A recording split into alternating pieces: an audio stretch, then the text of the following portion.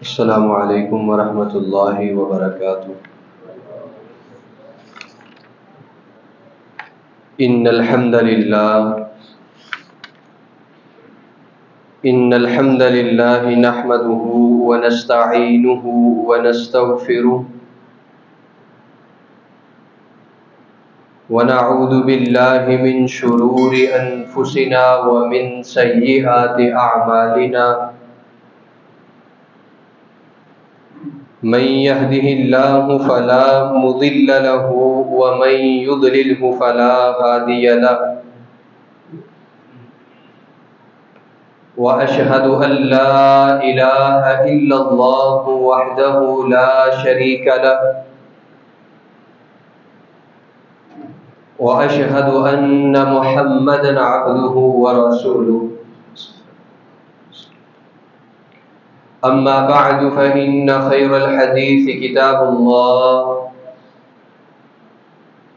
وخير الهدي هدي محمد صلى الله عليه وسلم، وشر الأمور محدثاتها وكل محدثة بدعة وكل بدعة ضلالة وكل ضلالة في النار۔ يا أيها الذين آمنوا اتقوا الله حق تقاته ولا تموتن إلا وأنتم مسلمون۔ يا أيها الناس اتقوا ربكم الذي خلقكم من نفس واحدة وخلق منها زوجها وبث منهما رجالا كثيرا ونساء، واتقوا الله الذي تساءلون به والأرحام،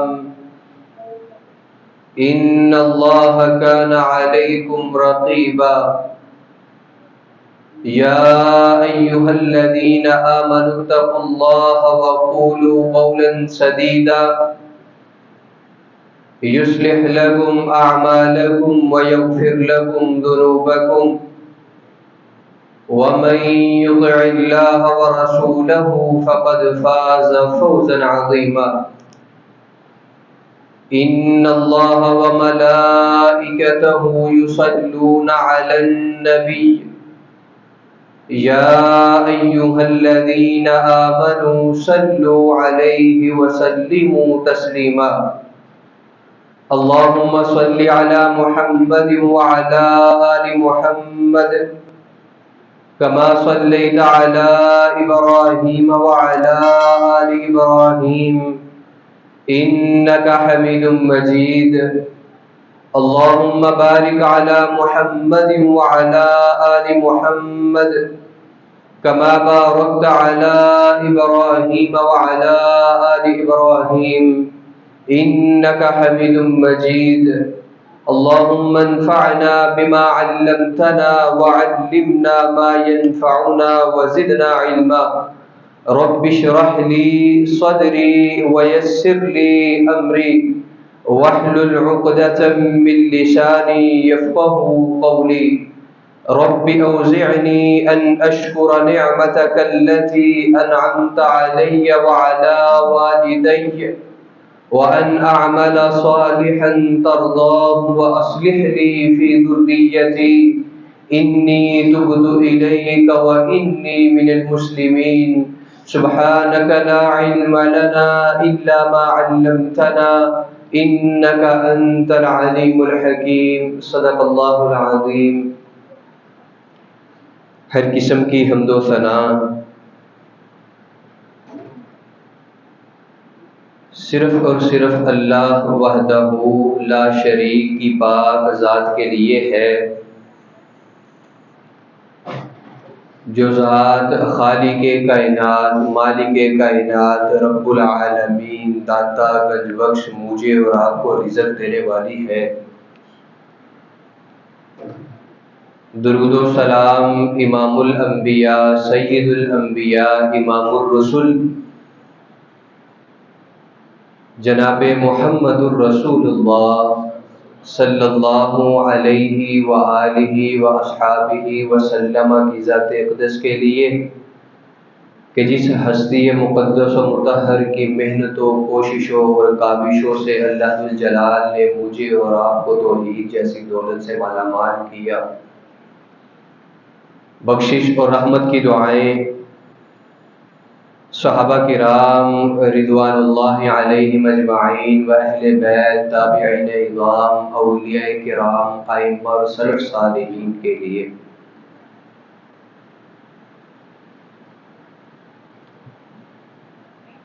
حضرات محترم،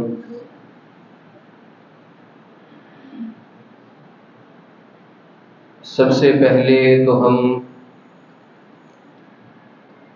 اس بات کے اوپر اللہ ذوالجلال کے شکر گزار ہیں کہ جس نے ہمیں یہ توفیق بخشی کہ ہم اس کے دین کی باتیں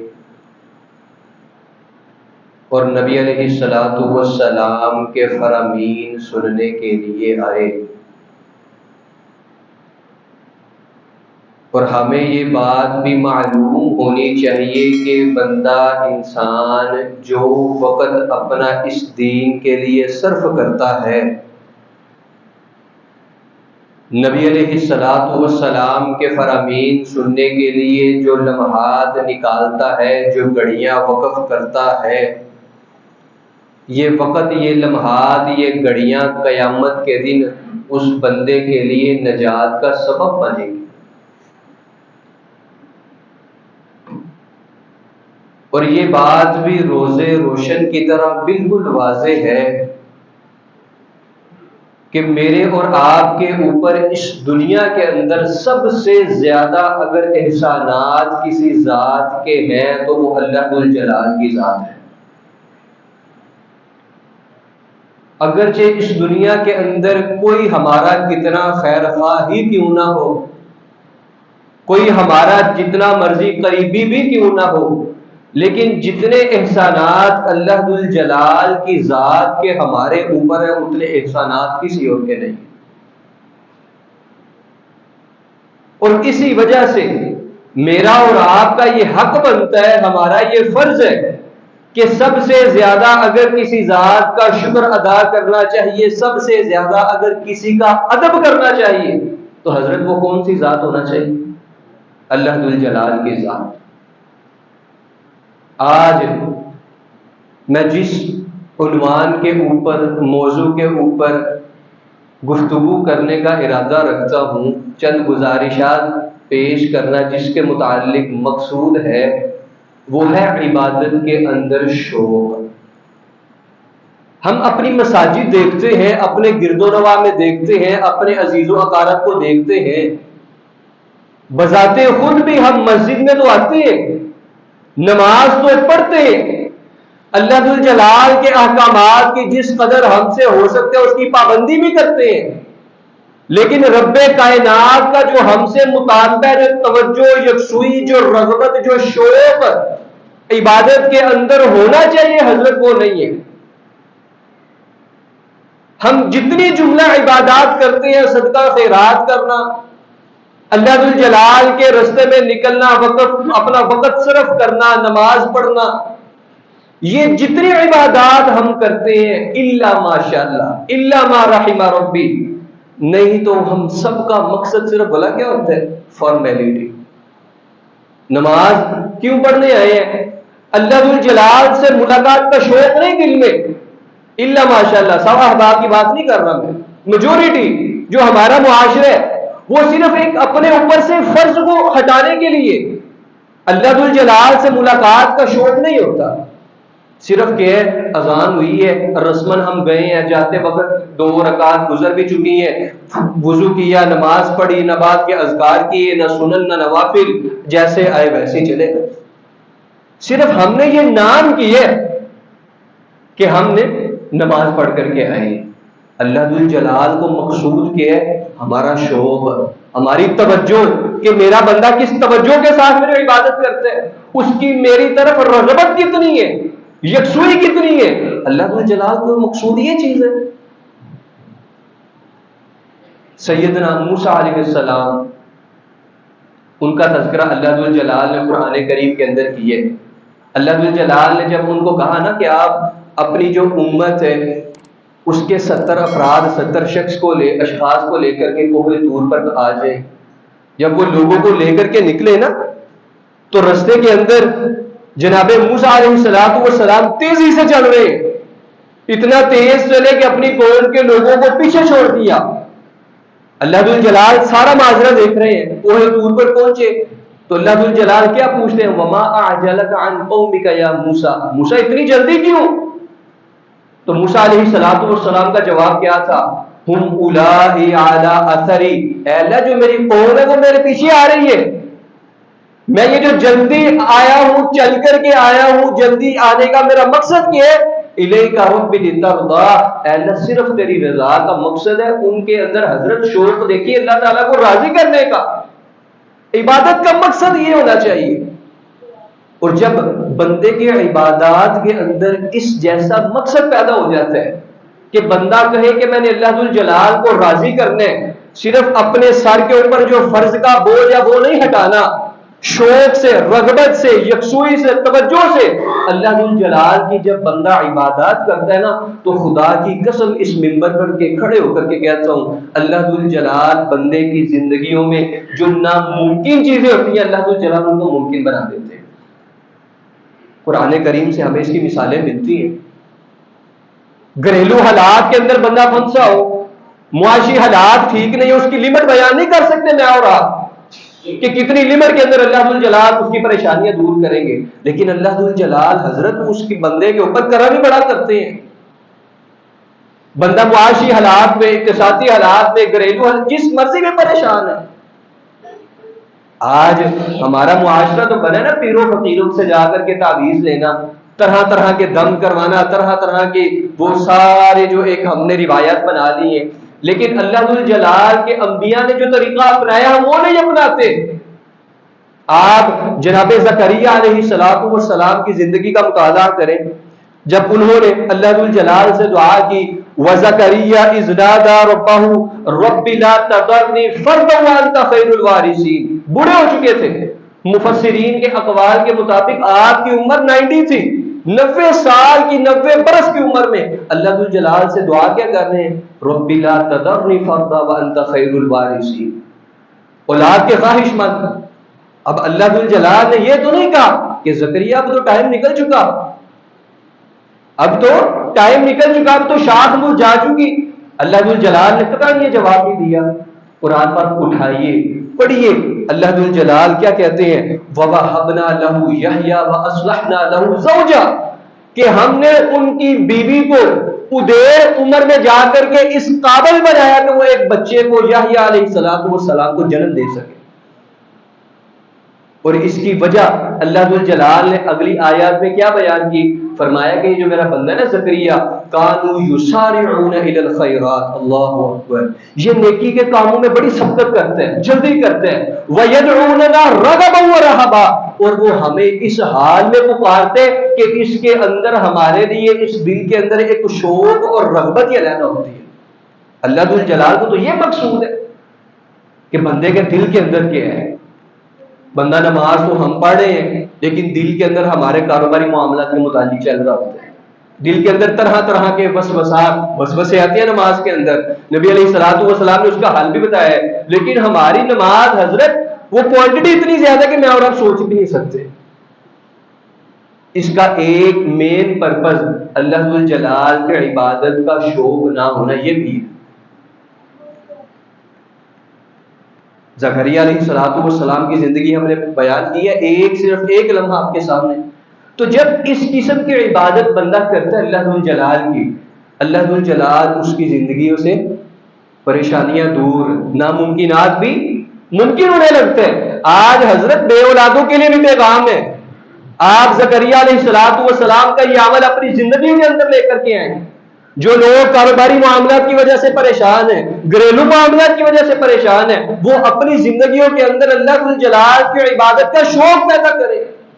اللہ ذو الجلال نے تو یہ پرپس بیان کرتے ہیں قرآن کریم میں کہ ہم نے ادیر عمر میں جا کر کے جب سب کچھ ناممکن تھا اس کو ممکن بنایا، ان کو اولاد دی۔ اللہ جلال فرماتے ہیں اس کی وجہ یہ تھی یسارعون الی الخیرات ویدعوننا رغبا ورہبا وکانوا لنا خاشعین، کہ ان کے دل میں عبادت کی رغبت شوق بہت زیادہ تھا، ان کے عبادت کے اندر ہماری خشیت کا پہلو ہوا کرتا تھا۔ آج ہمیں بھی یہ کوشش کرنی ہے، خالی صرف فرضی نمازیں اپنے اوپر سے فرض کا بوجھ ہٹانے کے لیے ہم نے نہیں پڑھنی، صدقہ خیرات صرف اس وجہ سے نہیں کرنا کوئی دروازے پہ آیا دے دیا۔ اللہ ذو الجلال کے عبادت کا شوق، نبی علیہ الصلوۃ والسلام کو جب حکم ہوا کیا اللہ اکبر فَإِذَا فَرَغْتَ فَانْصَبْ وَإِلَىٰ رَبِّكَ فَارْغَب، اے پیارے حبیب آپ کو جب ٹائم ملے موقع ملے آپ اللہ ذو الجلال کے عبادت کے لیے کمر بستہ ہو جائیے، رغبت پیدا کیجئے۔ تو آپ حضرت اس فرمان کے بعد نبی علیہ الصلوۃ والسلام کی 23 سالہ زندگی کا مطالعہ کرے کہ آپ علیہ الصلوۃ والسلام کے دل کے اندر عبادت کی کتنی رغبت اور کتنا شوق تھا۔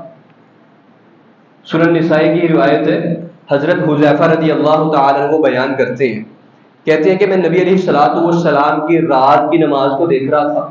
ایک دفعہ آپ علیہ الصلوۃ والسلام نے رات کی نماز شروع کی، سورۃ فاتحہ کے بعد آپ علیہ الصلوۃ والسلام نے سورۃ البقرہ شروع کر دی۔ اللہ اکبر، کہتے ہیں میں نے یہ گمان کیا کہ آپ علیہ الصلوۃ والسلام 100 آیات تلاوت کریں گے، وہو یرکع، پھر رکوع کر دیں گے۔ کہتے 100 آیات گزر گئی، آپ علیہ الصلوۃ والسلام پڑھتے چلتے جا رہے ہیں۔ پھر میں نے یہ اپنے ذہن میں گمان کیا کہ 200 آیات تلاوت کریں گے۔ کہتے حتیٰ کہ نبی علیہ الصلوۃ والسلام نے پوری سورۃ البقرہ پڑھی، حضرت 2.5 سپارے کی ہے۔ ہم یقین جانیے نوافل میں پڑھنا تو دور ہے، پیچھے کھڑے ہو کر اتنی سن بھی نہیں سکتے۔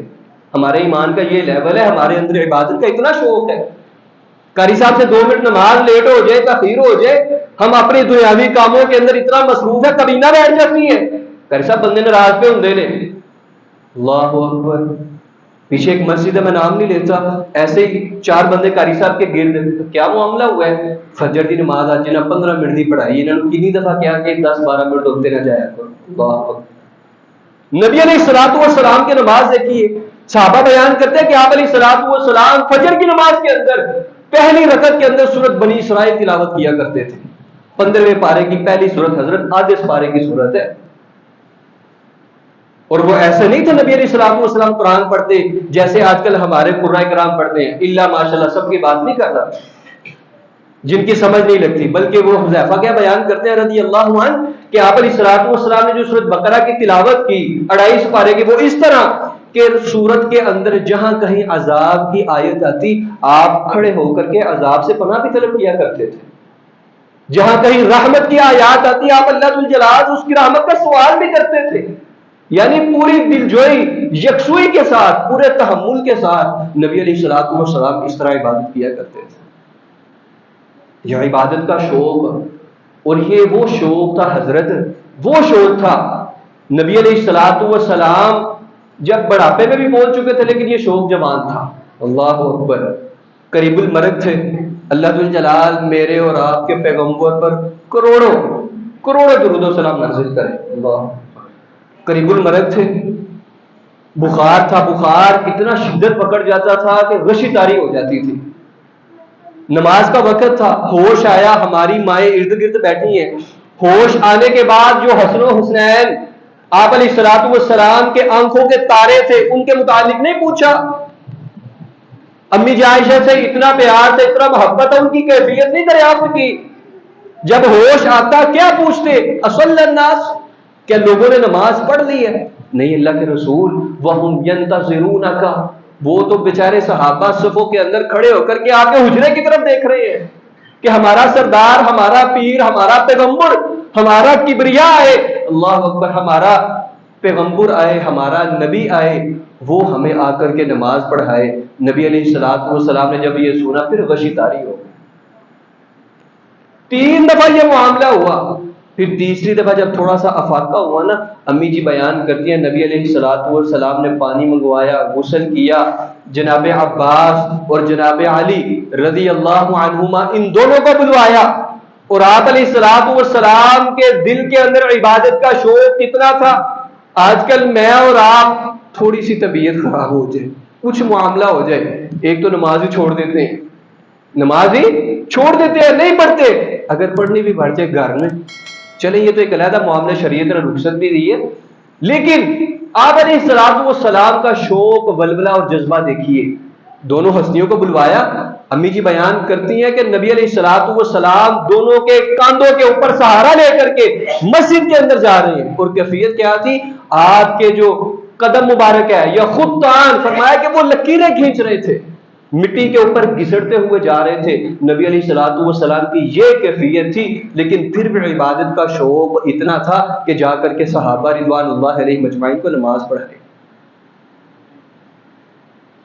اور صحابہ کرام رضوان اللہ علیہ مجمعین جو نبی علیہ الصلوۃ والسلام کے مربی تھے, نبی علیہ الصلوۃ والسلام جن کے مربی تھے, جن کی تربیت نبی علیہ الصلوۃ والسلام نے کی تھی, ان کی کیا کیفیت تھی؟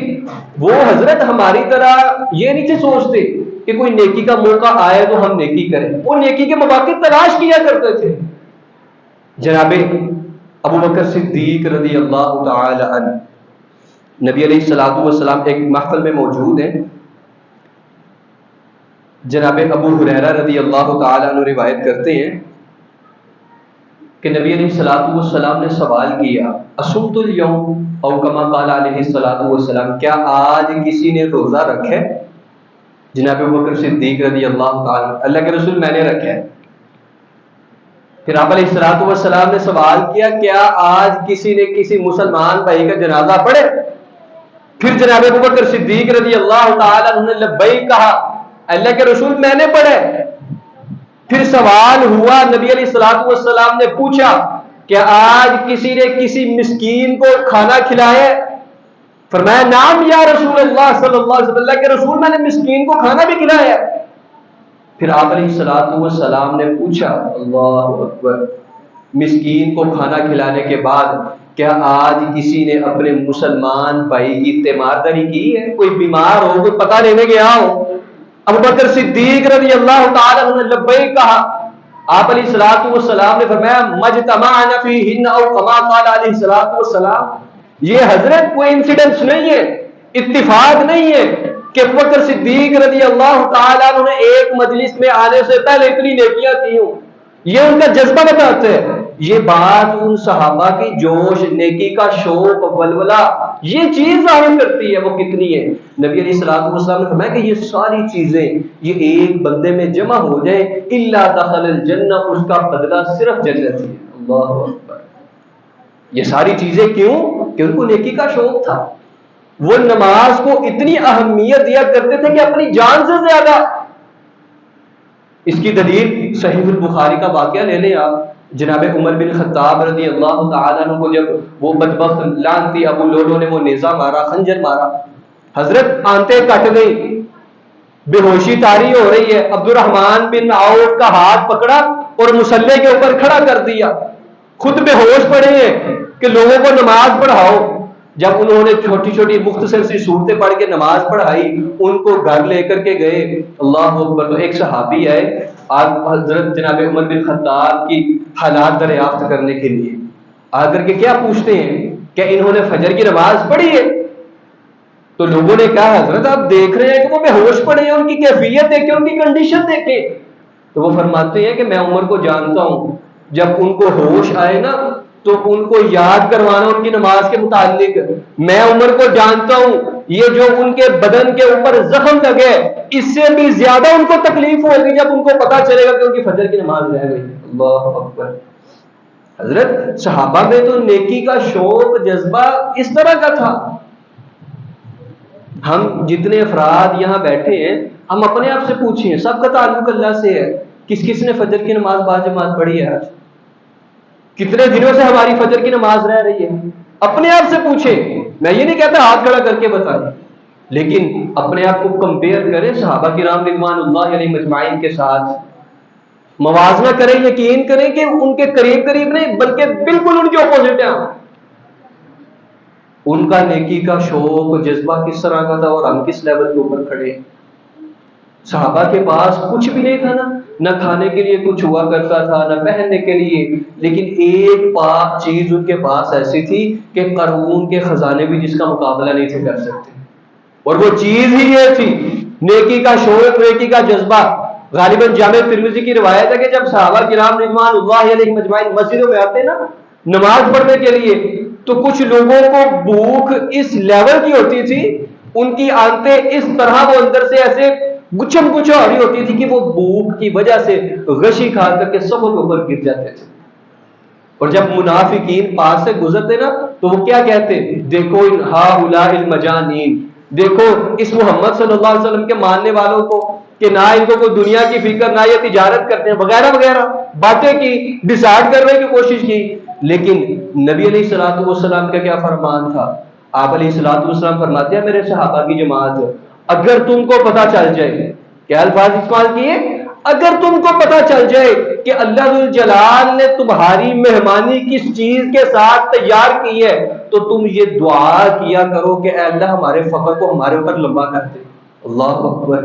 آپ امیجن کر سکتے ہیں کہ کس طرح کا بدلہ اللہ ذو الجلال نے تیار کیا ہوگا کہ اس دنیا کے اندر میں اور آپ اپنی اتنی ایفرٹ پٹ کر رہے ہیں، اس کے اندر مقام بنانے کے لیے ساری جد و جہد کر رہے ہیں، اپنے آپ آسائش والی زندگی گزارنے کے لیے، لیکن نبی علیہ الصلوۃ والسلام کیا فرماتے ہیں کہ اگر تم لوگوں کو پتہ چل جائے کہ اللہ ذو الجلال نے تمہارے لیے مہمانی میزبانی اللہ ذو الجلال نے کس لیول کی کرنی ہے، فرمایا کہ تم لوگ یہ دعا مانگا کرو کہ اللہ ہمارے فقر کو ہمارے اوپر لمبا کر دے۔ صحابہ کرام رضوان اللہ علیہم اجمعین میں تو نیکی کا شوق جذبہ اس طرح کا تھا۔ اللہ اکبر۔ اور یہ سلسلہ اسی طرح جس طرح نبی علیہ الصلوۃ والسلام نے تربیت کی صحابہ کی، اسی طرح کے صحابہ کرام رضوان اللہ علیہم اجمعین سے سلسلہ چلتا رہا۔ آپ تابعین کی زندگیاں دیکھ لیجئے، تبع تابعین کی زندگیاں دیکھ لیجئے، حضرت ہمیں بڑے بڑے ایسے واقعات ملتے ہیں کہ لوگوں کو بڑا بڑا شوق تھا عبادت کا، اور یقین جانیے جن لوگوں کو عبادت کا شوق ہوتا ہے نا، ان کو عبادت کے اندر اتنا لطف مزہ، اتنی تسکین ہوتی ہے، خدا کی قسم جس کو الفاظ میں بیان کرنا ممکن ہی نہیں ہے، الفاظ میں بیان کرنا ممکن ہی نہیں ہے۔ حضرت بلال حبشی رضی اللہ تعالی عنہ، ان سے پوچھا تھا نا کسی نے کہ کفار مکہ آپ کو اتنی تکالیف دیتے تھے، آج ادھر کتنی گرمی ہے لیکن ابھی ادھر پتھریلی زمین نہیں ہے، جب دھوپ کی تپش سے پتھر تپ جاتے ہیں حضرت، اس کا تو ایک مقام ہی علیحدہ ہوتا ہے جس سے بندے کا جسم جل سے جائے۔ کسی نے پوچھا تھا حضرت آپ کو اتنی تکالیف دیتے تھے لوگ، طرح طرح کی اذیتیں، طرح طرح کی مشکلات، آپ کیسے ان میں سروائیو کرتے تھے؟ تو وہ کیا کہتے ہیں کہ میرے جو ایمان کی لذت ہے، جو بندے کو عبادت کے شوق کی وجہ سے ملتی ہے، فرمایا کہ جو ایمان کی لذت ہے میں اس کی تھوڑی سی امیزش، تھوڑی سی ملاوٹ ان تکالیف کے اندر کر لیتا، خدا کی قسم مجھے کچھ محسوس ہی نہیں ہوتا۔ اللہ اکبر۔ یہ تھا ان کا شوق، ان کا عبادت، ان کا نبی علیہ الصلوۃ والسلام اور ان کے فرامین کے اوپر مر مٹنا۔ آج جو ہمارے اندر حضرت یہ چیز نہیں ہے۔ اس کے بعد آپ آ جائیے، اللہ اکبر، تابعین کی زندگی کے اوپر۔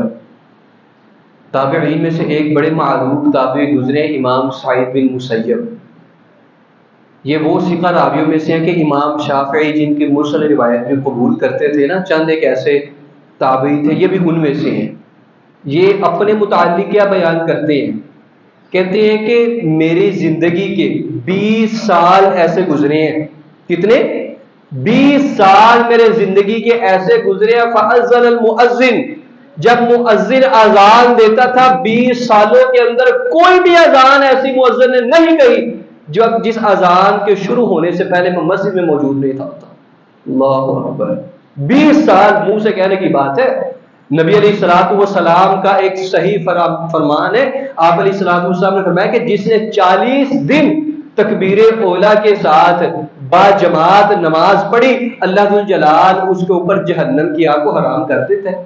تو حضرت ان کے شوق کا آپ کس کے ساتھ کمپیئر کریں گے؟ کتنا لیول ہوگا، کتنا جذبہ ہوگا؟ کہتے ہیں کہ 20 سال کوئی ایسی نماز اذان نہیں تھی کہ جس کے شروع ہونے سے پہلے وہ مسجد میں نہیں تھا ہوتا۔ ایسے ہی ایک تابعی ہیں جن کو امام اعمش کے نام سے وہ معروف ہیں، پورا نام ان کا سلیمان بن مہران الاعمش ہے۔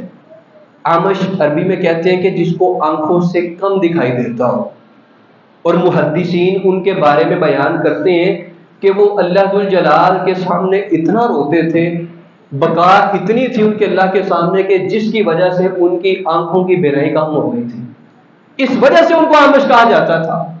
ان کے متعلق غالباً امام ابن حجر رحمہ اللہ نے اپنی کتاب تہذیب التہذیب میں لکھے، اللہ اکبر، وہ فرماتے ہیں کہ وہ اپنی زندگی کے اندر انہوں نے بتایا کہ 40 سال، کتنے؟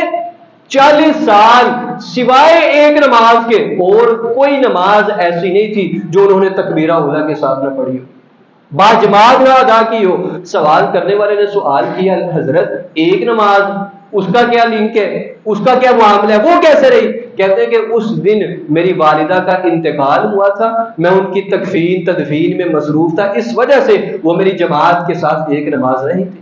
حضرت ایسے لوگ ہمارے اکابرین میں ہیں جن کا عبادت کے اندر اتنا شوق تھا، اتنا ولولہ ہوا کرتا تھا، اور یقین جانیے جو لوگ عبادت میں اس قدر شوق رکھتے ہیں، اللہ ذوالجلال کو پوری دل جمی یکسوئی سے وہ پکارتے ہیں، اللہ ذوالجلال کے سامنے بس ایسے عاجزی کے ساتھ جھک کر کے کھڑے ہو جاتے ہیں۔ ہمیں تو یقین جانیے کھڑا ہونے نہیں آتا، جس طرح بندہ ایسے اپنے سارے اعضاء کو عاجزی کے ساتھ جھکا دیتے ہیں، ہم تو اپنی نماز کے اندر ایسے نہیں جھکاتے اپنے آپ کو۔ اللہ اکبر، جس بندے کی یہ کیفیت ہوتی ہے ان کو پھر اللہ ذوالجلال موتیں بھی اس طرح کی دیتے ہیں، ان کی اموات بھی ایسی ہوتی ہیں کہ میرے اور آپ جیسا گناہ گار بندہ اس پر رشک ہی کرتے ہیں کہ کاش کبھی ہمیں بھی ایسی موت آ جائے۔ تابعین میں سے ایک تابعی ہیں، خوشنی ان کو کہا جاتا ہے رحمہ اللہ، وہ اللہ ذوالجلال کے عبادت کے اندر بڑا شوق رکھنے والے تھے، بڑی توجہ یکسوئی کے ساتھ اللہ ذوالجلال کے عبادت کیا کرتے تھے۔ ان کی موت وہ سیر اعلان النبلاء میں لکھا کہ تہجد کی نماز کے اندر سجدے کی حالت کے اندر اللہ ذوالجلال نے ان کی روح اپنے پاس بلوا لی۔ اللہ اکبر، اللہم اجعلنا منہم، دعا کیا کریں کہ اللہ ذوالجلال ہمیں بھی ایسی اموات دے۔ نبی علیہ الصلوۃ والسلام کا فرمان ہے کہ اس دنیا کے اندر بندہ جس حالت میں مرے گا کل قیامت کے دن اسی حالت کے اندر اٹھایا جائے گا۔ تو حضرت کیا کیفیت ہوگی ان کی، کیا کہنے ہوں گے ان کے کہ ان کا سر سجدے میں ہوگا، اللہ ذوالجلال کی ذات کے سامنے جھکا ہوا ہوگا۔ اللہ اکبر، آج اگر ہم اپنی عبادات کے اندر شوق پیدا کریں گے، اللہ ذوالجلال کو توجہ اور یکسوئی سے وہ پکاریں گے، بلائیں گے، یقین جانیے عبادات کی لذت وہ دگنی ہو جاتی ہے۔ اور عبادات میں سب سے جو نمایاں چیز ہے نا، وہ بندے کی نماز، سب سے نمایاں چیز ہے۔ اللہ ذوالجلال کے ساتھ رابطے کا جو بہترین ایک برج کا کام ادا کرتی ہے، ایک کنیکشن، وہ حضرت نماز ہے۔ نماز اپنی ٹھیک کرے۔ ہم نمازیں پڑھتے ہیں، آپ کو بھی کیفیت کا پتہ ہے، مجھے بھی پتہ ہے، جس طرح میں نے پہلے ایک دو دفعہ گزارش کی کہ صرف اپنے اوپر سے فرض کو ختم کرنے کے لیے بس میں نماز پڑھ کے آیا ہوں اس نام کے لیے۔ نماز پڑھے پوری توجہ اور یکسوئی کے ساتھ، دل کے اندر شوق ہو، اذان ہو، اور ہم اپنے جس مرضی کام میں مصروف ہو سب کچھ چھوڑ چھاڑ کے آ جائیں۔ امی جی عائشہ رضی اللہ تعالیٰ عنہ کی حدیث صحیح البخاری کے اندر وہ بیان کرتی ہیں کہ جب اذان ہوتی تو نبی علیہ الصلوۃ والسلام ہمارے پاس سے ایسے اٹھ کے چلے جاتے جیسے ہمیں جانتے ہی نہیں ہیں۔ آج میں اور آپ مصروف ہوتے ہیں اپنے رفقا کے اندر، اپنے دوستوں کے اندر کہ ہمارے مہمان آئے، چلو لیٹ پڑھ لیں گے، قضا کر لیں گے۔ نبی علیہ الصلوۃ والسلام سے پوچھا گیا، اللہ کے رسول آپ کو سب سے زیادہ محبت کس سے ہے؟ فرمایا عائشہ سے۔ تو حضرت یہ ان کی بات ہے، میری اور آپ کی بلکہ پورے مومنوں کی جو ماں ہے وہ بیان کرتی ہیں کہ آپ علیہ الصلوۃ والسلام اذان کے بعد ہمارے پاس سے ایسے اٹھ کے چلے جاتے جیسے ہمیں جانتے ہی نہ ہو۔ تو آپ خدا را ہم سب سے پہلے اپنی نمازوں کو ٹھیک کریں، اپنی نمازوں کو ایک تو وقت کے اوپر، دوسرا دل کے اندر شوق ہونا چاہیے۔ ہمارے دل کے اندر تو اتنا شوق ہے، ظہر پڑھ کے جاتے ہیں، اپنے کاموں میں مصروف ہو جاتے ہیں، عصر کی اذان ہوئے، عصر ہو بھی گئی ہے، پتہ ہی نہیں لگا. ہمارے جملے تو اس طرح کے ہوتے ہیں. لیکن آپ علیہ الصلوۃ والسلام کی وہ حدیث پڑھی ہے صحیح بخاری صحیح مسلم کی، جس حدیث کے اندر نبی علیہ الصلوۃ والسلام نے 7 قسم کے لوگوں کا تذکرہ کیا ہے، جن کو اللہ ذو الجلال کل قیامت کے دن اپنے عرش کا سایہ نصیب کرے گا. ان میں سے حضرت ایک وہ بھی شخص آپ علیہ الصلوۃ والسلام نے فرمایا وَالرَّجُلٌ قَلْبُهُ مُعَلَّقٌ فِي الْمَسْجِدِ، ایک ایسا بندہ کہ جس کا دل مسجد کے ساتھ لٹکا رہتا ہے. نماز پڑھ کے نکلا، دوسری نماز کا انتظار، بار بار وقت دیکھ رہا ہے، ٹائم دیکھ رہا ہے، اذان نہیں ہو رہی، کتنا ٹائم رہے گا، نماز میں کتنا ٹائم ہے. یہ حضرت اس طرح کا مسجد سے لگاؤ، عبادت سے لگاؤ، عبادت کے اندر شوق. اللہ ذو الجلال کو تو مطلوب یہی ہے، ایسی نمازیں، ایسے عبادات جس کے اندر شوق نہ ہو. وہ آپ یوں سمجھے کہ ایک پھول بغیر خوشبو کے، پھول تو ہوتے ہیں لیکن اس میں خوشبو نہیں ہوتی. لوگوں کے ہاں اس کا مقام و مرتبہ وہ نہیں رہتا، پھر لوگ اس کو مسل بھی دیتے ہیں. تو اللہ ذو الجلال کے عبادات جو بندہ کرتا ہے بغیر شوق کے، بغیر رغبت کے، بغیر توجہ کے، بغیر یکسوئی کے، بغیر اللہ ذو الجلال کے سامنے عاجز ہونے کے، تو حضرت اس کی مثال بھی ایسا ہی ہے. اللہ اکبر. کل قیامت کے دن ایسا نہ ہو میں اور آپ جو نمازیں پڑھتے ہیں، اپنی طرف سے ہم جو بڑے فرائض کی پابندی کر رہے ہیں، اللہ ذو الجلال ہماری نمازوں کو قبول کرے.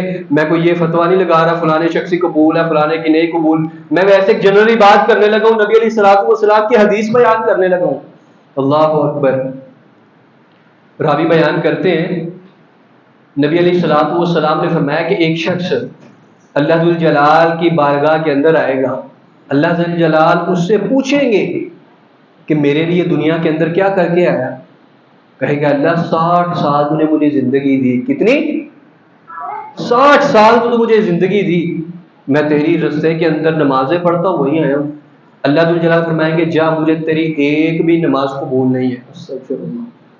حضرت آج ہم نے اپنے آپ کو دیکھنے، کیا ہماری نمازوں کے اندر اتنی توجہ، رغبت، شوق ہے کہ وہ قبولیت کے درجے تک پہنچ سکے؟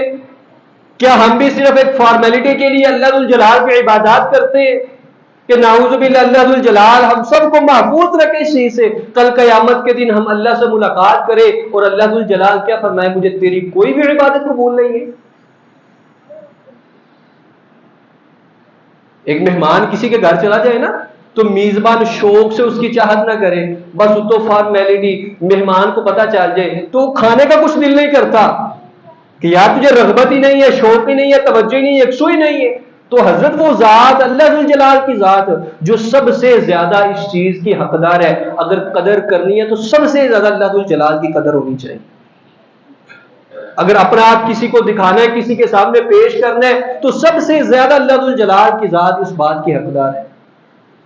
اور جو بندہ اپنے عبادات کے اندر شوق پیدا کرتا ہے، بڑی خوشی خوشی سے اللہ کی عبادتیں کرتا ہے اور موقع تلاش کرتا ہے کہ یار کون سا ایسا موقع ہو میں اللہ کے راستے میں خرچ بھی کروں، میں نفلی روزے بھی رکھوں، میں نوافل بھی ادا کروں، میں کثرت سے نمازیں بھی پڑھوں، وہ مواقع تلاش کرتا ہے. اللہ ذو الجلال فرماتے ہیں کہ پھر ہم اس بندے